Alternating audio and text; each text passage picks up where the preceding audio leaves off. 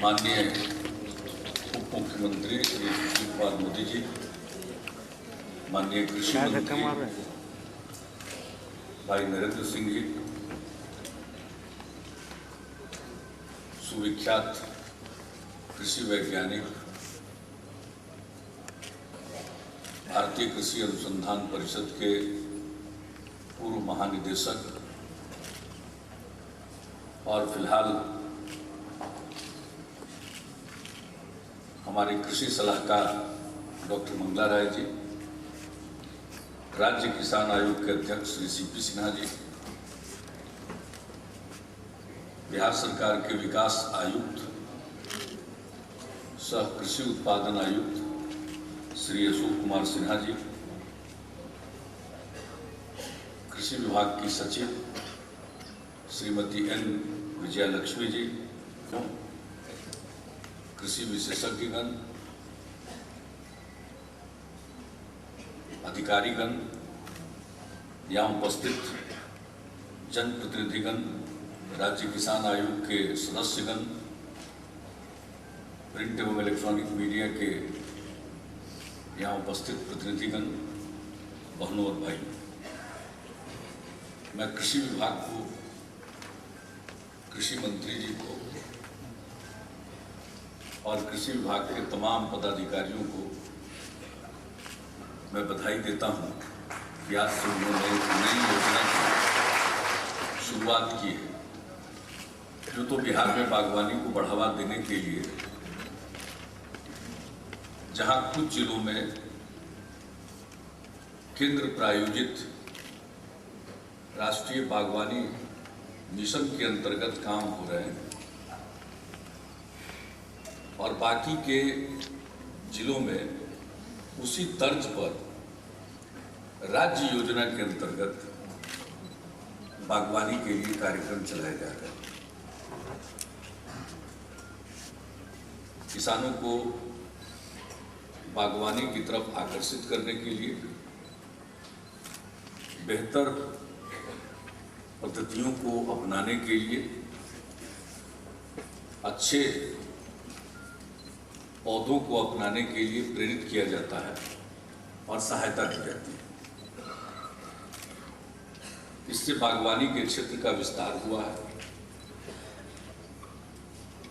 पहले से स्थिति बेहतर हुई है। फलों और सब्जियों का उत्पादन बढ़ रहा है और अनेक प्रकार के काम बागवानी के क्षेत्र में हो रहे हैं। उसमें जैविक खेती को भी काफी बढ़ावा दिया जा रहा है। इसकी चर्चा दूर दूर तक हो रही है। हमारे किसान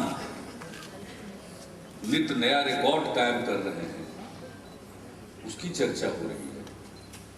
तो बहुत कुछ काम किया जा रहा है।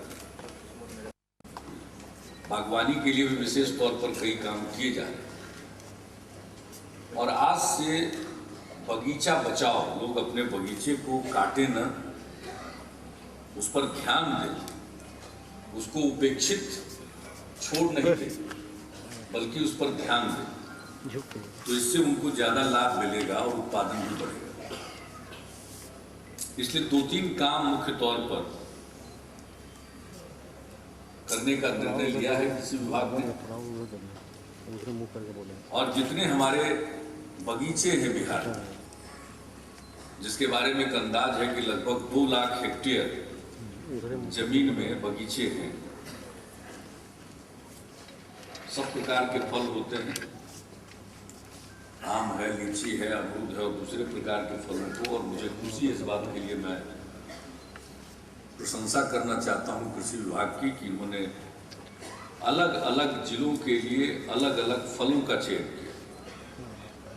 वहाँ के स्थानीय स्तर पर जो कृषि जलवायु की स्थिति है, उसको देखते हुए और उसके अच्छे परिणाम आ रहे हैं।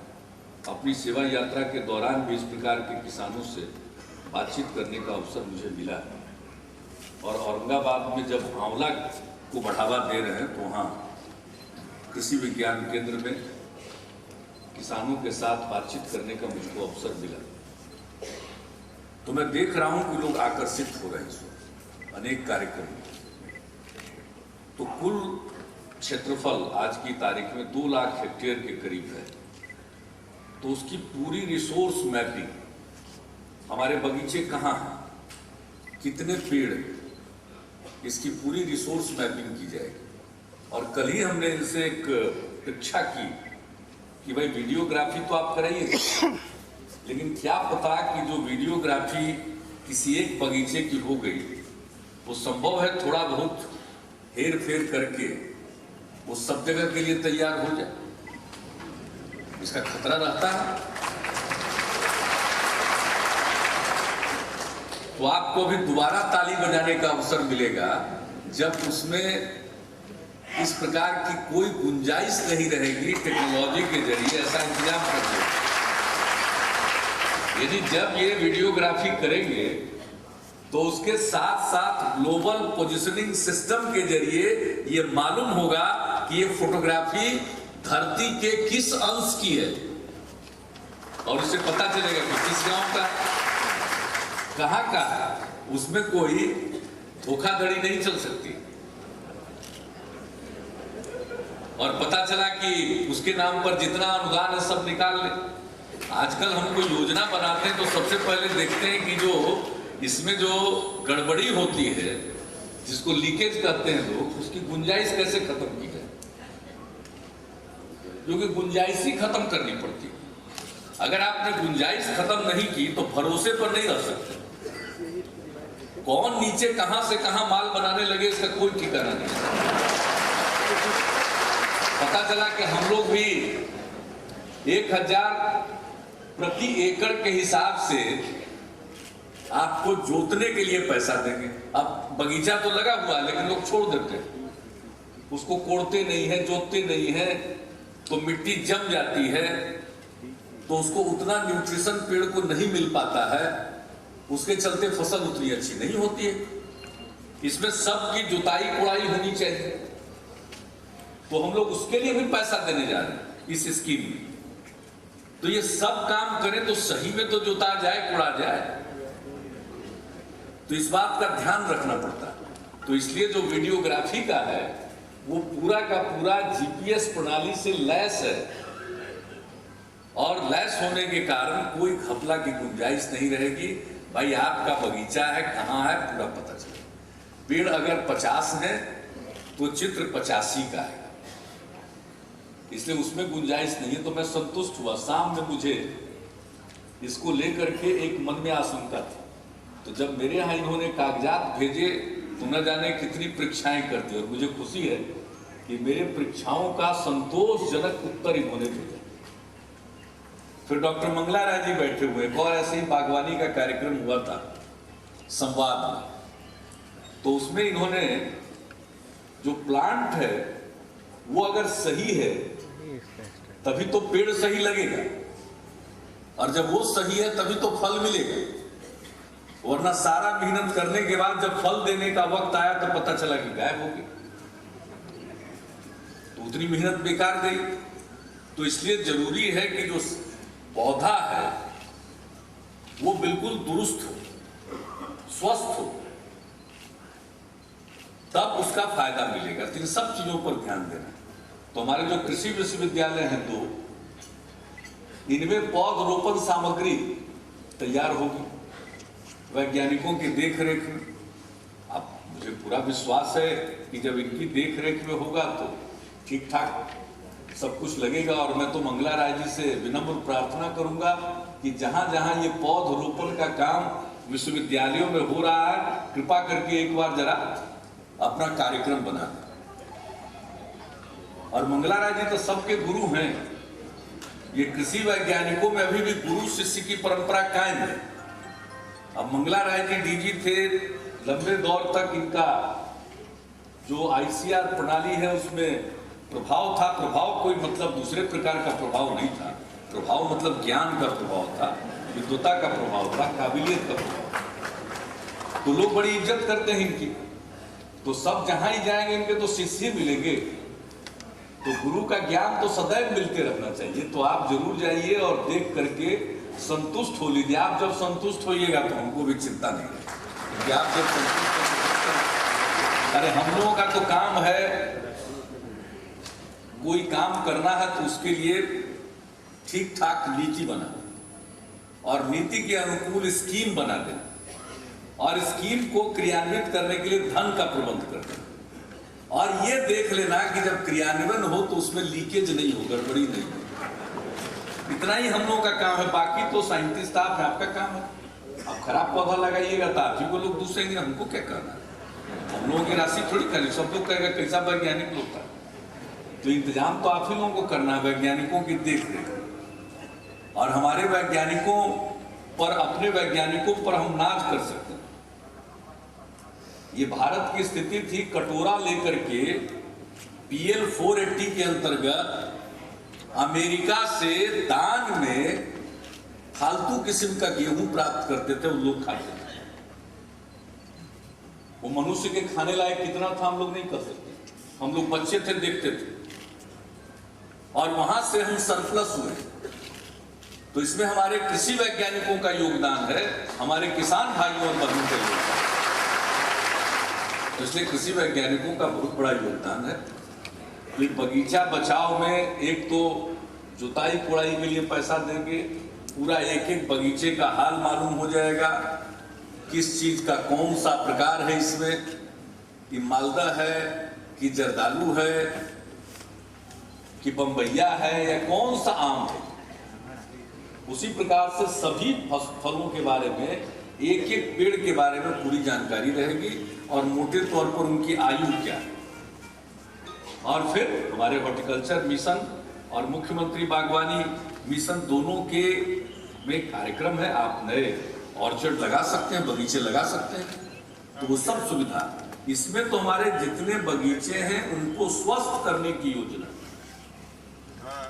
और कितना पुराना पेड़ है जान करके उसकी जगह पर नए पेड़ ताकि लगाए जा सके। कीड़ा लगता है तब पेड़ को चूना और कीटनाशी मिला करके लोग रंगेंगे। तो खाली देखना यही है कि जितना ये सब काम है हमारे जो अधिकारी करेंगे, जिनकी देख रेख में होगा, वो भी इतनी पारदर्शिता से हो कि जैसे एक ही सुझाव मेरा है आप लोगों को, कृषि विभाग को, कि जैसे आंकड़ा इकट्ठा करने में आप वीडियोग्राफी करा रहे हैं, वैसे ही एक बार जुताई कुड़ाई हो जाए, अब उसको जो आप उताई कर दीजिएगा पेड़ की, ताकि कीड़ा चढ़ नहीं पाए, उसका भी वीडियोग्राफी एक बार करा लीजिएगा। थोड़ा बहुत पैसा लगेगा, वो अतिरिक्त इसमें लगा दीजिए, ताकि पहले क्या था और बाद में क्या है ये दोनों का अंतर दिखाई पड़ जाए। देखते हैं विज्ञापनों के अपन निकालता, पहले क्या थे, हम लोगों की तरफ दुबले पत्ते, खाया कैप्सूल तो कैसे हो गया, निरंतर खाइए। तो इसलिए दोनों का उसी तरह से वीडियोग्राफी करा दीजिए। और ये योजना मुझको लगता है कि पूरी होगी, इसका लाभ होगा, और फलों के मामले में भी बहुत हम आगे बढ़ेंगे। और विभिन्न जिलों में जो अलग अलग फल के पौधे लगाए जा रहे हैं, वो भी उसके कारगर परिणाम आएंगे और किसानों को बेहतर आमदनी होगी। और इन सब चीजों में हमारी इसलिए दिलचस्पी है। और सबसे बड़ी बात है कि जो भी क्वालिटी की जो बात है, जिसके बारे में मंगला राय जी के बारे में भी उस संदर्भ में हमने चर्चा की, क्वालिटी बहुत इंपॉर्टेंट चीज है। अभी हम एक उदाहरण देना चाहते हैं। नरेंद्र भाई तो उस समय में कृषि मंत्री थे, खाली इनको याद है।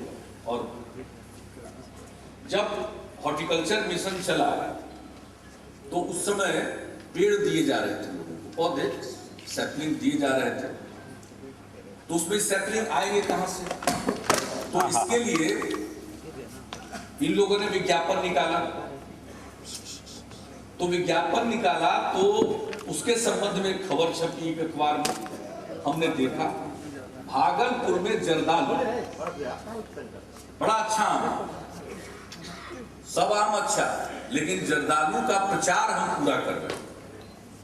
हर साल आम के मौसम में हम दिल्ली में और बाहर जितने महत्वपूर्ण लोग हैं उन सबको राज्य सरकार की तरफ से भागलपुर का जर्दालू हम भेजते हैं। जैसे मुजफ्फरपुर का शाही लीची भेजते हैं, उसी तरह से जर्दालू भेजते हैं। अब जर्दालू की अपनी खासियत है। तो हमने जो समाचार पत्र में खबर पढ़ी कि साहब भागलपुर में जो नर्सरी है लोकल, वहां से नहीं लिया गया कोई ऐसा उसका बनाया इन्होंने मापदंड, उससे नर्सरी नहीं ली। तो वो जब टेंडर निकाले तो उड़ीसा की कोई नर्सरी ने क्वालिफाई किया। तो भाई मेरे मन में प्रश्न आया कि जर्दालू तो है भागलपुर का, ये उड़ीसा का तो है नहीं, जो इसकी विशिष्टता है वो तो समाप्त हो जाएगी। ये हॉर्टिकल्चर मिशन में जुड़े हुए अधिकारियों ने समझा ही नहीं मौलिक बात को। हम एक तरफ जर्दालू की मार्केटिंग करवा रहे हैं और उसके चलते उसकी क्या क्या विशिष्टता हम बता रहे हैं। आज का युग दूसरा है। देखिए, आप अगर किसी चीज के बारे में बताना चाहते हो उसकी विशिष्टता बतानी पड़ती है, और उस विशिष्टता में कोई हेर फेर होगा तो विदेश में कोई माल जा रहा तो इसको लेकर के बहुत सख्त नियम है। तो अपने यहां तो किसी काम का शुरू में ना आदत न उसकी सलाहियत। ये हमने देखा, हमने कहा भाई तुरंत हमने एग्रीकल्चर डिपार्टमेंट को, पहले नरेंद्र भाई को हमने कहा, तब इन लोगों का ध्यान गया और पता चला कि कुछ पौधे किसान ले गए थे। फिर हमने डीएम की ड्यूटी लगाई कि पूरा सर्वे कर लीजिए, वो पौधा जो बाहर का आया है अगर जिसने भी लगाया है उसके पास जाइए और उसको उखड़वा दीजिए। और उखाड़ा गया एक एक प्लांट हुआ कि भाई ये तो फालतू प्लांट है, ये कोई और चीज का पेड़ होगा, ये कोई और आम देगा और जर्दालू के रूप में हम उसको बेचेंगे तो हमारी तो बदनामी हो जाएगी। तो ये काम प्रारंभिक दौर पर करना पड़ा था। मैं समझता हूं उसके बाद हॉर्टिकल्चर क्षेत्र में इस तरफ ध्यान देने की प्रवृत्ति पैदा हो गई, और आज भी जिस इलाके में जिस विशिष्टता का आम या कोई भी फल होता है उसकी विशिष्टता का ख्याल रखना ही पड़ेगा, और तब एक स्टैंडर्डाइजेशन होता है। और इन दिनों तो हर चीज का मानकीकरण है। और अगर ऑर्गेनिक आप जैविक खेती कर रहे हैं, जैविक पद्धति से कोई चीज का उत्पादन कर रहे हैं, तो उसका सर्टिफिकेशन होता है, सत्यापन होता है। दुनिया भर में एजेंसी अपने आप ही इको सर्ट उसके साथ संबंध बना है, तो सर्टिफिकेशन हो गया तो कहीं भी बाहर जाने के लिए वो प्रामाणिक हो गया कि जैविक ढंग से खेती की गई है या जैविक उत्पाद। तो जहां ये सारी चीजें होती है, हम लोगों को बहुत ही बुनियादी चीजों पर भी ध्यान देना है। और बगीचा बचाओ अभियान के जो तीनों अवयव हैं, वो तीनों अवयव हम जो इस लक्ष्य को प्राप्त करना चाहते हैं, प्रामाणिकता का और मानकीकरण का, एक स्टैंडर्डाइजेशन होना चाहिए, उस लक्ष्य को प्राप्त करने में कामयाब होगा। और हमारे जो किसान हैं अब जाकर लखनऊ में ट्रेनिंग लेंगे, देखेंगे ट्रेनिंग क्या लेना, आपसे ज्यादा ट्रेंड कौन है, खाली जाके हम लोगों का तरीका काम है बाहर भेज देते। अब माननीय हमारे उप मुख्यमंत्री जी सुशील जी जब फिशरी का भी काम, पशुपालन का भी काम देख रहे थे, तो यहाँ तो मछली जो उत्पादन करते हैं उनको तो ये ज्यादातर लोगों को पता ही नहीं था कि मछली को खिलाना भी पड़ता। देखिए हम लोग सफर कहां से शुरू कर रहे हैं, अरे मछली को खिलाइएगा तब ना उसको खाइएगा, फिर उसका साइज ठीक ठाक होगा। तो अब उस दिशा में हम लोग बढ़ रहे हैं। बताइए, ज्यादातर वाटर बॉडीज हमारे पास, तालाब, वन, झील, सब कुछ हम लोगों के पास है, और मछली लाएंगे आंध्रा से खाएंगे लाके, तो विचित्र चीज है। तो खैर अब वो सब चीजें धीरे धीरे धीरे धीरे सुधर रही। तो आपसे ज्यादा कोई होशियार नहीं, जरा सा तकनीक की जानकारी और बेहतर जो प्रैक्टिस है उसके बारे में जानकारी मिल गई, ताहलू में नीदरलैंड का रिकॉर्ड तोड़ रहा है, और धान के उत्पादन में चीन का रिकॉर्ड तोड़ देना, ये मामूली बात है। आप में मामूली क्षमता है, मामूली शक्ति। हमारा तो काम है आपको अपनी शक्ति की पहचान कराना, फिर मेरा काम खत्म हो जाता है। फिर तो जो हमारा सपना है हर हिंदुस्तानी के थाल में बिहार का एक व्यंजन जरूर हो, वो पहुंच ही जाए। एक बार जो हम लोगों का आम, लीची सब खा लेगा, वो बात आएगा, तो और किसको कहते हैं थाली में व्यंजन पहुंचना, इसी को तो कहते हैं। तो इन्हीं शब्दों के साथ मैं आप सबका अभिनंदन करता हूं, आप सबको शुभकामनाएं देता हूं। और कृषि मंत्री जी को और उनके विभाग को मैं बधाइयां देता हूं, ताकि एक बहुत सुंदर कार्यक्रम की उन्होंने शुरुआत की। धन्यवाद।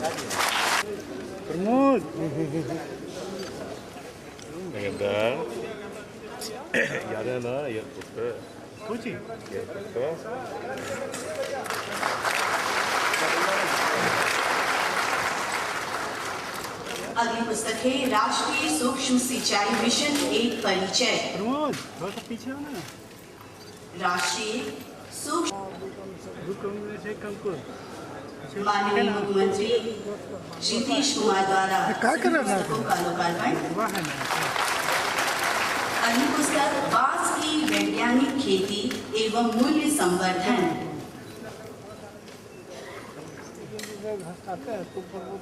बांस की वैज्ञानिक खेती एवं मूल्य संवर्धन।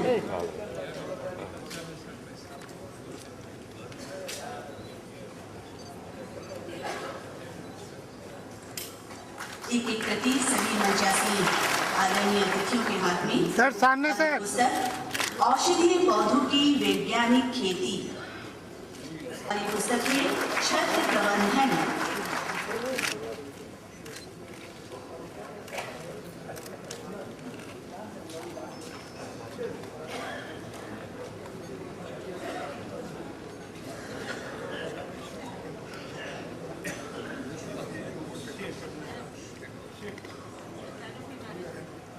ये 5वीं पुस्तक है।